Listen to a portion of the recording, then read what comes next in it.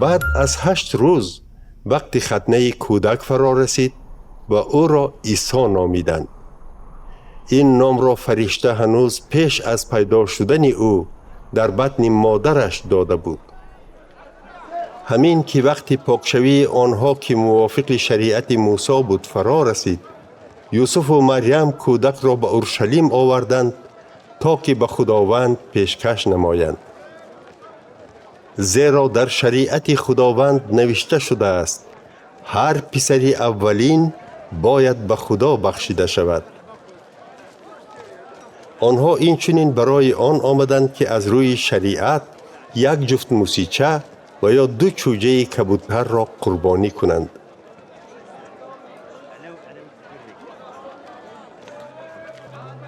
در شهر اورشلیم شمعون نام مرد زندگی میکرد که خدا ترس و نیکوکار بود و زمان نجات یافتن خلق اسرائیل را انتظار بود. روح القدس با شمعون بود و به شمعون گفته بود تا مسیح خداوند یعنی تعیین شده او را نبینی نمیمیری. با راهنمایی روح القدس شمعون به معبد خدا رفت.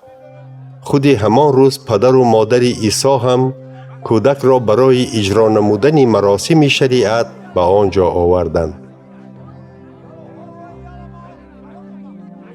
شمعون کودک را به آغوش گرفت و خدا را حمد و ثنا خوانده گفت: ای خداوند، تو وعده‌ات را اجرا کردی. من بنده‌ات هستم و اکنون از این دنیا خاطر جمع می روم. زیرا چشمانم نجات تو را دیدند. تو آن را در حضور همه خلقها مهیا کردی. او نور است که تو را به غیر یهودیان آشکار می کند و به خلق اسرائیلت شهرت و جلال می آورد. پدر و مادر عیسی از چنین سخنان درباره کودک حیران شدند.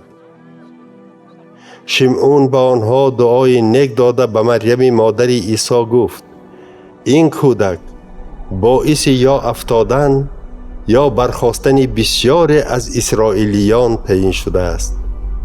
او علامت از خدا می شود که بر ضد او سخن خواهند گفت، تا که فکرهای دل بسیاری ها آشکار شود. غم همچون شمشیر دل تو را نیز پاره می کند.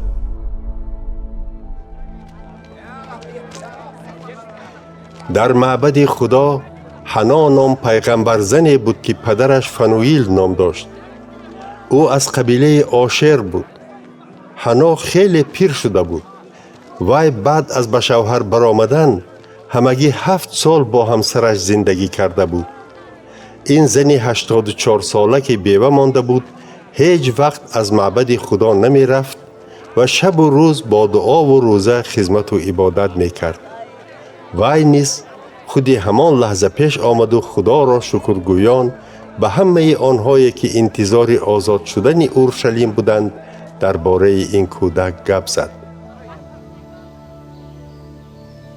بعد از آنکه یوسف و مریم همه کارها را از روی شریعت خداوند اجرا کردند به شهر خود ناصره جلیل برگشتند.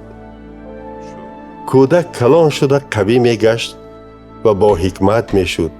او پسندیده خدا بود.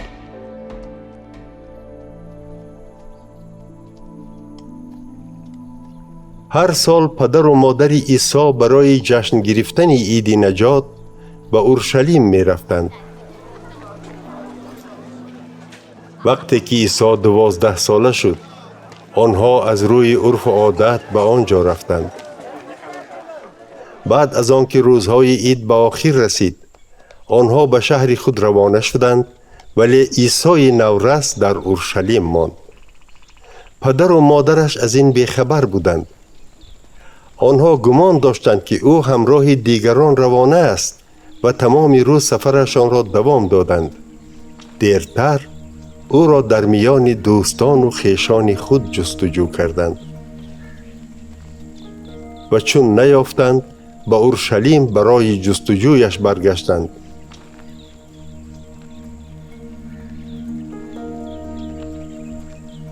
بعد از 3 روز او را در معبد خدا یافتند که در بین معلمان نشسته سخنانشان را گوش میکرد و با آنها سوال میداد. همه شنوندگان از دانایی و جوابهایش در حیرت ماندند. پدر و مادرش او را دیده حیران شدند و مریم از او پرسید: پسرم، چرا با ما چنین رفتار کردی؟ من و پدرت سخت خواطر شده تو را جستجو کردیم. عیسی گفت: چرا مرا جستجو کردید؟ مگر شما نمی دانستید که من باید در خانه پدرم باشم؟ ولی آنها معنای سخنان او را نفهمیدند. او با پدر و مادرش به ناصره برگشت و با آنها اطاعت می کرد. مریم باشد همه این را در دل نگاه می داشت. عیسی در برابر بوای رسیدنش در حکمت هم بزرگ می شد و تا رفت بیشتر پسندیده خدا و مردم می گشت.